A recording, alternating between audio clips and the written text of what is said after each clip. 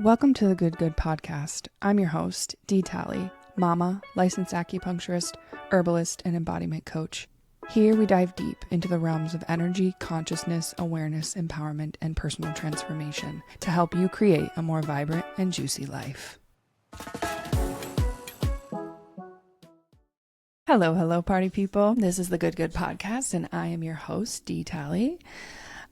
Thank you so much for joining me. It's always a good day when I'm recording. And today we are talking about the alchemy of spring.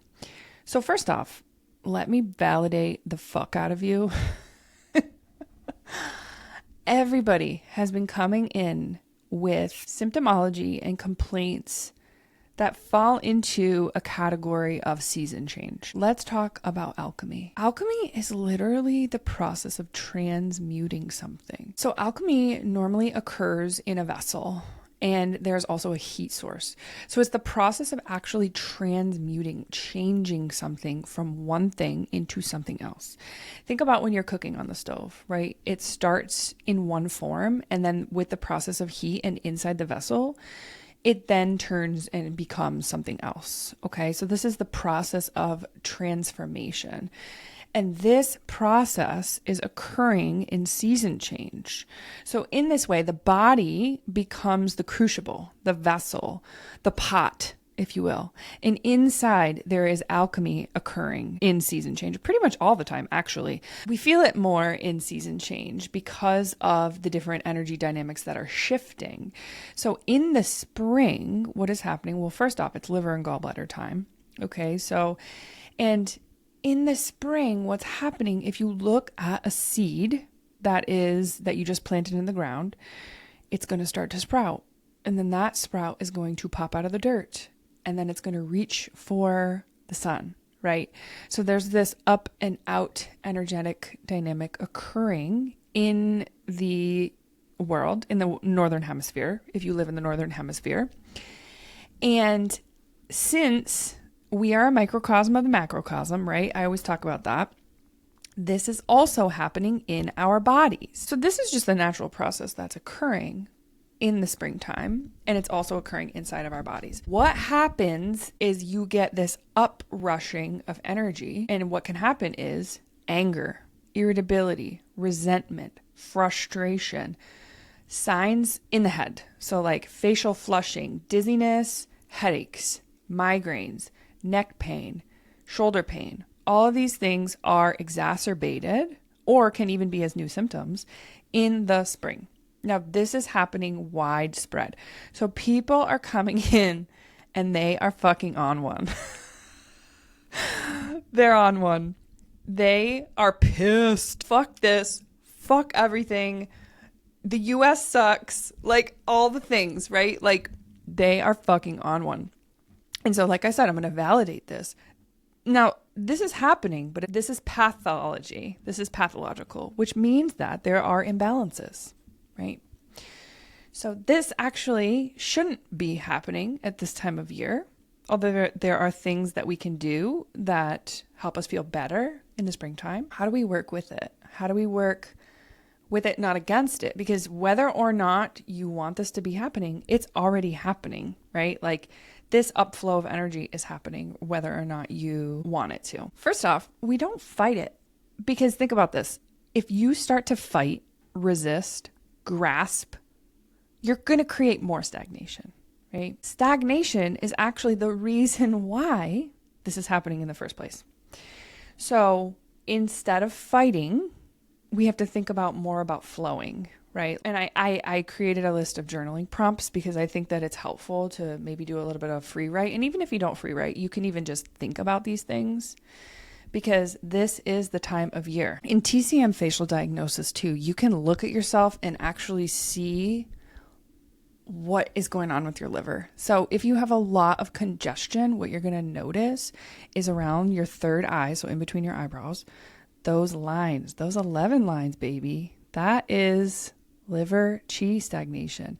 It might be congested looking or dusky in color. There's those vertical lines, like I said. There can also be a hollow over your forehead. How do you benefit the liver? How do you transform anger? Which there's another episode called the anger episode, which you can go and I give tons of tips of how to transform anger.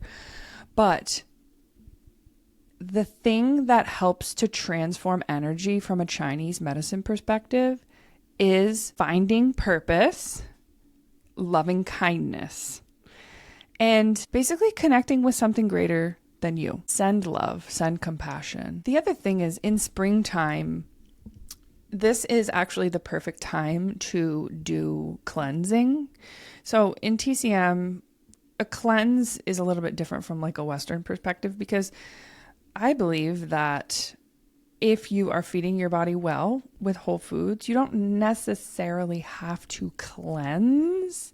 Your body will automatically be cleansing. So we don't want to put extra stress and strain on the body in order to have it cleanse. It's already going to be doing that work, but we want to eat foods that are going to help support our liver. This will help reduce some of the symptomology at this time of year.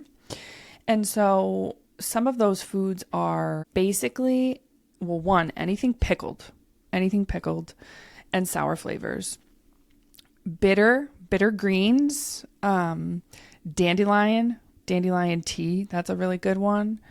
And sprouts and lemon. Sprouts and lemon are good as well. And anything that's like a green stalk veggie can be helpful. So broccoli or kale. Another important thing to mention is how moving our bodies is actually one of the best ways to support ourselves in the springtime. Just because of this energy that's going up and out, that movement will help it circulate.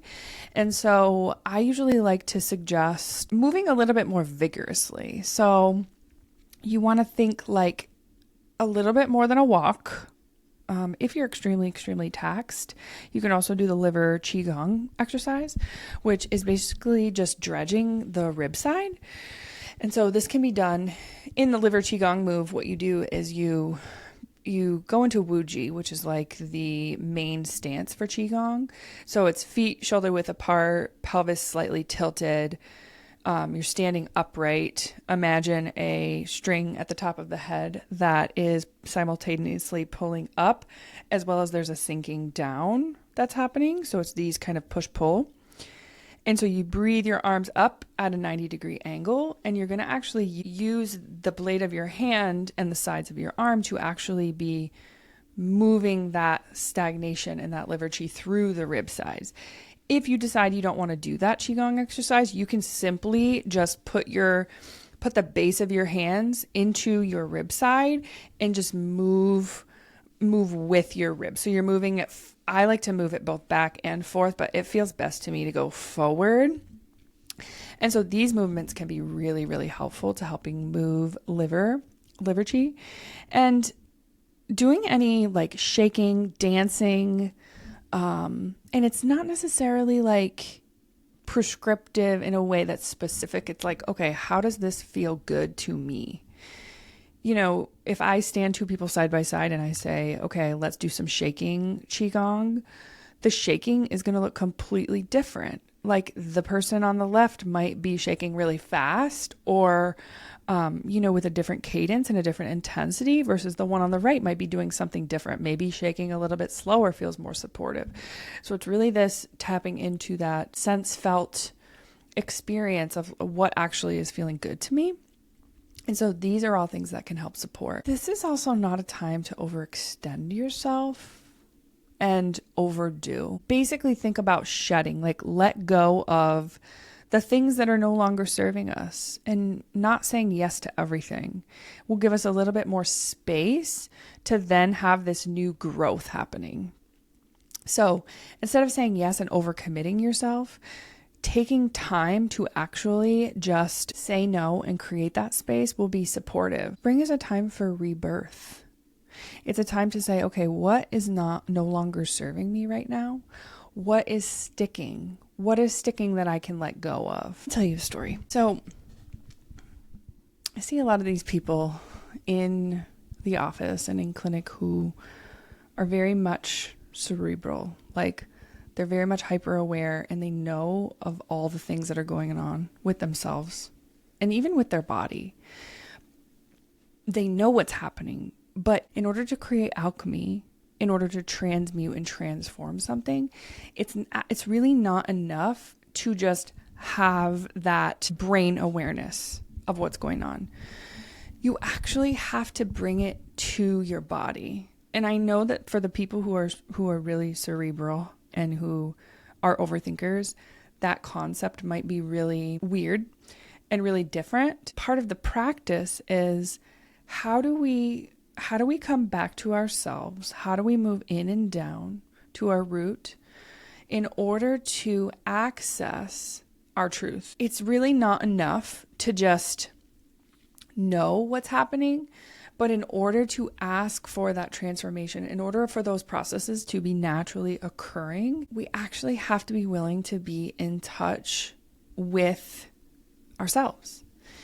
And so what does that mean? It means creating the space in our lives to have those touch points with ourselves. I think we think if we know something, information is what causes change, right? So this is why like a lot of people like to WebMD things and over research and over know things. And it's like knowing is the first step, of course, and finding more information is good. And that can be helpful. But at the same time, bringing it into your body is actually the only way for you as your crucible to be that sacred vessel to transmute and transform this. How do we do that? How do we be brave and say, okay, I want to transform and transmute this thing, whatever it is? Simply, we have to put it into our schedule. Unfortunately, the way that our lives are scheduled for most people in the Western world is that we're constantly going. And that's by design, I think, in a lot of ways. But in order for us to have those transformations and to have those changes, there has to be a bit of intentionality here. We can help these processes along. So, journal prompt number 1. What emotions do I avoid feeling that are ready to move? Right? Because this time of year, they're moving. Things are moving.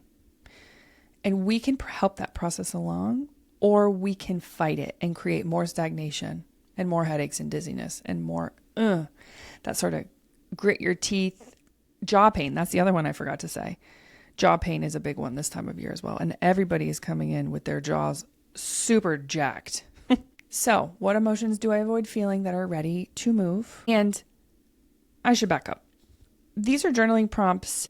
What I want you to do when you actually do them is to pause after you ask yourself the question. I want you to pause and I want you to feel your body. I want you to ask yourself the question and I want you to stop and feel it. Okay. You might notice there's sensations in my body. You might notice an area of your body that feels like, oof, I can really feel my chest right now. And so I want you to write where you're feeling it in your body. And I want you to use that information to help you answer these questions. Okay. Question number 2. Where do I feel the most stuck? So this is going to be helpful to bring that to your body. Where do I feel the most stuck? For me, I'm feeling the most stuck in my throat area this time of year.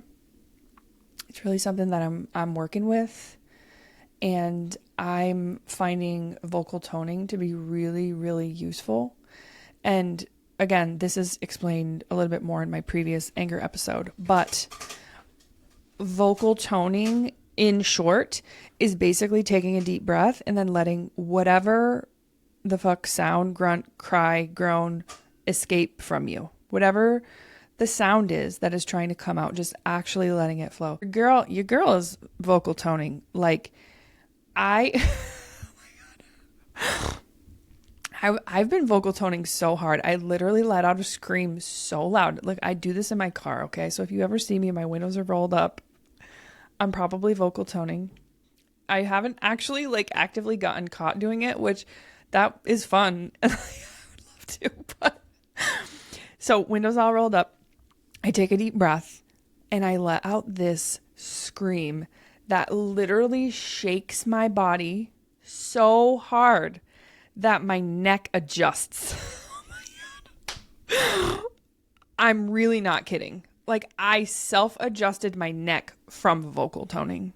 That is the level of scream that was residing in my body. Now it's different each time. So it's never just like, it's never just like that. It might be that a few times, but it's usually something a bit more aggressive. And I'm not judging it. I'm just literally telling you my own experience. Oh, you know what? This is making me think of the Qigong healing sound that I wanted to teach you when I was talking to you about supporting your liver. So, and this, I guess this kind of does go along with vocal toning. So the Qigong move that goes along with this is you take a breath, and then on the out breath, you make a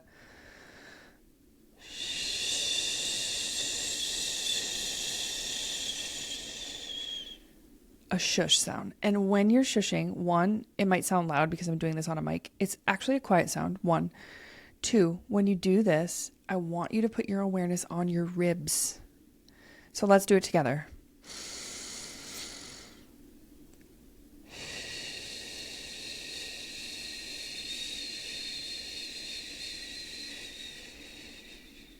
Let's do it again.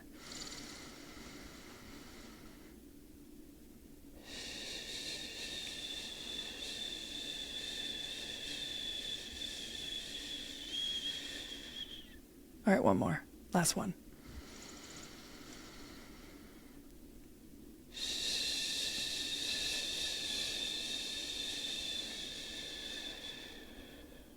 Oof. Even, see, just doing that can help shift energy inside your body, like you might notice. And you can do that as often as you wish. Sometimes I catch myself doing it actually when I'm like just naturally doing it and I'm not even meaning to necessarily do it. Okay, our next prompt. What is trying to bloom inside of me? Oh, that one, like when I wrote that out, I was like, this is a little corny, but I think you get the idea. It's like, what am I making space for? Like, what is trying to move? What's blooming? What's moving? And lastly, what needs clearing inside of me? I like that because it almost feels like in opposition to what's blooming. What's the thing that's stuck, that's inhibiting the blooming? Bring these questions to your body. Write it out. Write it out. Don't overthink it. Just write it out. The last thing that I want to talk about is grounding practices. Because of this movement that's going up and out, cultivating a grounding practice can be really, really, really helpful. And grounding can be done in multiple different ways. Okay, with any health practice, I feel like people think like, oh, if I don't do this for like an hour, if I don't have an hour to do it, I'm not going to do it. Literally, I'm grounding right now when I'm talking to you. What is grounding? So it's basically bringing your energy down, right? So you can do this by literally, I want you to feel your big toes right now, both of them. Feel them right now. You, my friend, are grounding. I want you to feel the way that your foot touches whatever floor it's resting on right now. That's grounding. We don't have to go all fucking crazy with our practices, right? They can be really, really accessible, like really simple, not easy, but accessible. Because if they're super hard or long or drawn out, nobody's going to fucking do that. Nobody. Not me, not you, nobody. Okay. Another way to ground is to use light. Okay. And when I say light, I mean imaginative light. So if you have this available to you and you're not driving right now, close your eyes. And I want you to imagine the top of your head. There's a point at the very top of your head. It's actually an acupuncture point. It's called Do 20 by Hui. It means 100 convergences. Okay. So that's the very top of your head. I want you to imagine it opening. Okay. As it opens, imagine white light that comes into your body. It's coming in the top of your head and it's going to melt down your body. Imagine melting snow right now, melting snow that melts into water. And this is just going to traverse your body all the way down to your feet and out your feet. Allow that light to take with it anything that is no longer serving you, any sticky, stagnant energy that feels mucky, yucky, or gross, and bring that energy down to your feet, out your feet, and allow Mother Nature to compost that shit. You can and should use the help of Mother Nature to help you transmute. There's no reason why. Even me, like, talking you through that prompt, I'm like, ooh, God, that feels good. It feels good to allow energy to go down, because most of us are literally, our energy is out of our head, swirling around like we're fucking balloons. We don't have anchors. We're fucking balloons that are just swirling around, and we need like a fucking paperweight. Allow this practice to be your paperweight, guys. Another obvious form of grounding is going outside with your bare feet and putting your bare feet onto the earth, the dirt, the grass. Less so on like tarmac and like rock, unless it's natural rock. What natural rock? I mean, every rock's natural rock, but you know what I'm saying. Preferred dirt or grass. However, it is not quite that warm yet here.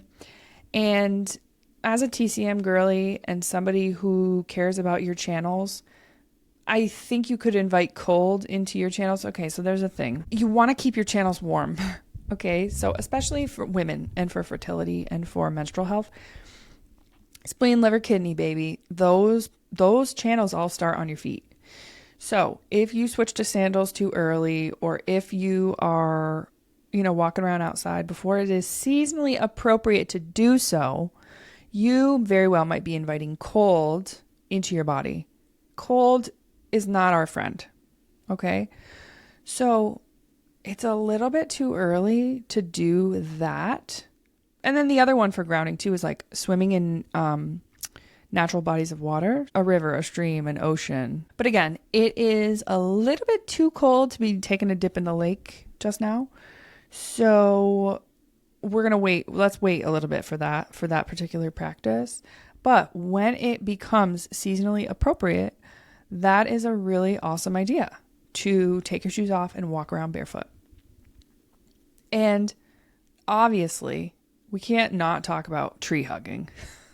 I was watching, I don't know if anybody's algorithms are the same, but I was watching a social media post, and it was a woman, I think she must have been in Australia, and she's like, if you have a minge and you have a tree, this is perfect. You can ground. All you have to do is put your minge on the tree and hug and squeeze really tight. But I was like, yeah, I mean, that works. Like, put your pussy on a tree. What a dream come true. Truly.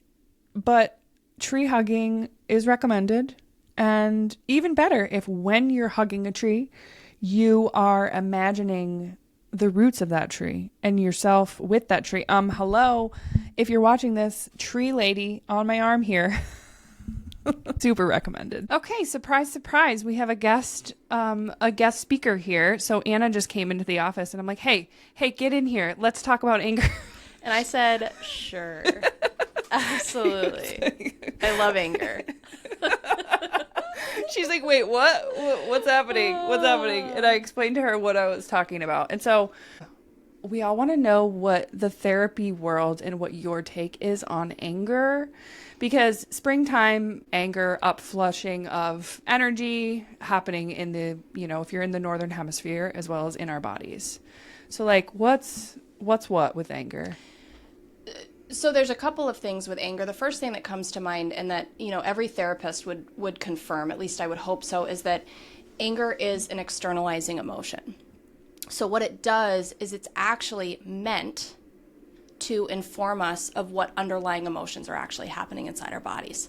So we project anger, but what it actually is helpful for us to do is to really see what emotions are percolating inside our body and how to then work with those emotions to release them or resolve them. Mm-hmm. So does it serve a purpose then? Like if it's just like on the surface, you know what I'm saying? Is it always there's emotion underneath? Yes. Oh. Yes. Ooh. so it's informative. Okay. So a lot of clients are, especially women, are fearful of anger inside their bodies. We're also fearful of fear, too. Fear is very jarring for the system. So is anger, especially for certain people and certain demographics of people, namely women. Women are not allowed to be angry. Men are not allowed to be sad or fearful. So when that is happening, it can create a level of stagnation, especially for women. If we are afraid of that anger, or we try to avoid that anger, or we try to stuff that anger, all it's doing is it's preventing us from identifying the primary emotion that we're actually experiencing. Usually it's sadness or disappointment. For men, it's actually fear. They like to mask fear with anger because anger is more socially accepted for men. Yeah. So if we don't actually do that, we're not allowing the alchemy to happen. Right. We're not allowing the pot to stir to allow for us to transform or evolve the way we need to. And so do you think this is just like because of the world we live in that women, I think we create a lot of our own frustrations. Absolutely. I think we can be our worst enemy at times. how might one recognize what's under? IFS. Internal family systems. The internal family systems, folks. We've been there, done that. So the best way to do that, and we can do a brief intervention on that, is we can identify the most angering thing about what's going on in our lives or the most angering thing about this specific event. And we can identify where we feel that emotion in our body. And all we do is we allow that sensation and that emotion to sit next to us as opposed to inside us. We separate it. We separate it. Yep. Zoom out. We zoom out. Exactly. And the moment that happens, the moment we unstuff the anger and allow it outside of our bodies, is the moment we might feel something else towards that anger or that event or that person, that incident, whatever thing that is frustrating us. So in Chinese medicine, anger is like the umbrella term for resentment, irritability, and frustration. Is that true to say, or are those things all separate in the therapy world? It's a total umbrella. Oh, okay. Yep. Okay. We can zoom in more and more and more, and we can say, is it anger or is it frustration? Is it frustration or is it irritability? Right? And if we can really start to identify, that's when we can really pull back the layers. Because anger can actually be really complicated. Anger can be interconnected to our current environment linked to the past. If we can identify what it is about this, if it's an actual trigger related to a past event, right? Or even a past season, right? A past transition, things like that. If we're going back to spring, right? Then we can start to really unpack and decide how we feel towards it. Do people get fucked up in the transitions? Like, do you think there's more? Oh my God, yeah. Yeah. Okay. Oh, yeah. Same thing in my world. You can just study the psychology of major life transitions. And anytime there is a major life transition from a trauma perspective, it actually resuscitates unresolved trauma. No matter how happy the life transition is. So are you saying that the transition of season can mimic transition in life? Yeah. And that's what you're saying? Yes. Ooh. Absolutely. Ooh, that makes total sense. Absolutely. Yeah. Wow. That's why everybody's all like clenching their jaw and dizzy and have headaches and stuff. Yeah, just tight. Right? Tight. I worked with a client yesterday, not on anger, but on fear. And fear really mimics anger inside the body as well. Fear of transition, fear of transforming, evolution, all of these things, it creates a level of stagnation. What that does is it increases our cortisol levels. That decreases our digestion. Yep. Right? Yep. It does all of these things that doesn't allow the pot to stir, doesn't allow the alchemy to happen. Do you know what I find interesting about that? What you just said is it mimics anger. So in Chinese medicine, it's actually directly opposite. So anger causes upflow of energy up and fear causes sink. Interesting. But I think that it's actually They're just equal and anything. opposite. Exactly. Equal and opposite, yeah. Yeah, exactly. That's fascinating. Cool. Yep. So we don't look at where the energy's going. We just look at how fast it's going Yeah. and at what rate. Yeah. Yeah. Sick. Cool. Yeah. Well, thanks for your perspective. Yeah. Is there anything else you want to talk about? I Nope. mean, like, How much time do we have? Like forever. Like to infinity and beyond. We'll just leave it at that. I'll be back.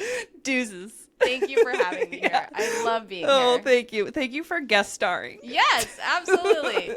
Slipping in at the last minute. You are always welcome to guest star at any moment.